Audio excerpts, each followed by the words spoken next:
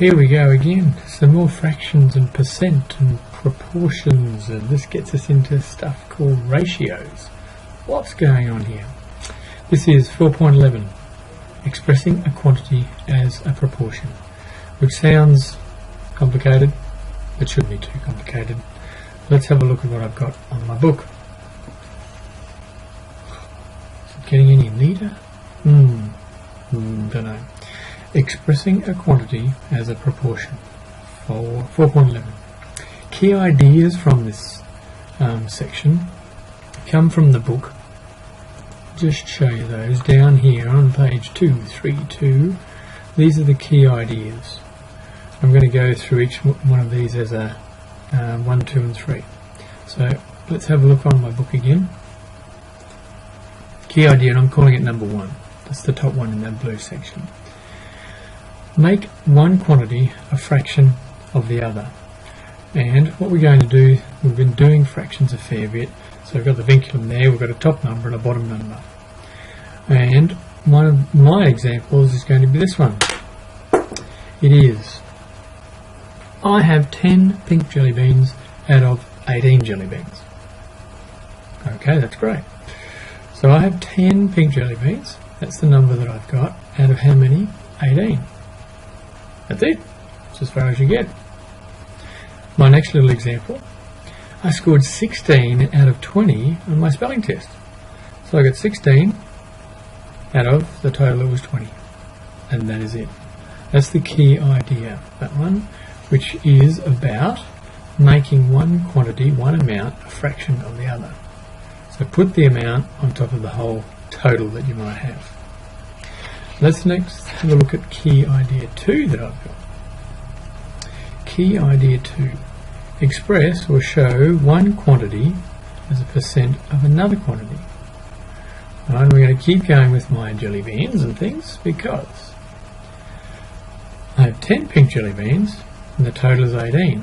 I put that into a fraction, 10 out of the 18 that I have altogether.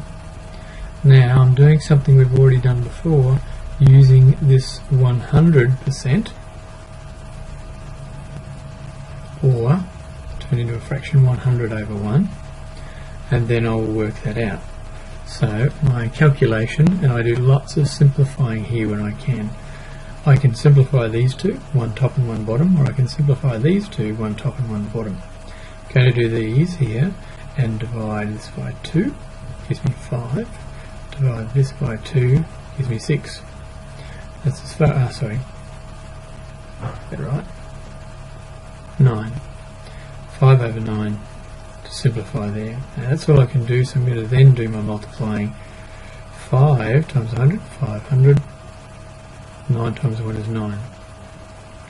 I might do then a little division sum. 500 divided by 9. 9 into 5 does not go, 0. 9 into 50, 9 5s are 45, and I've got 5 left over. 9 5s are 45, and I've got 5 left over, so I'm going into decimals here. 9 5s are 45. So I guess I'm going to add 55 and a half. So 55 and a half.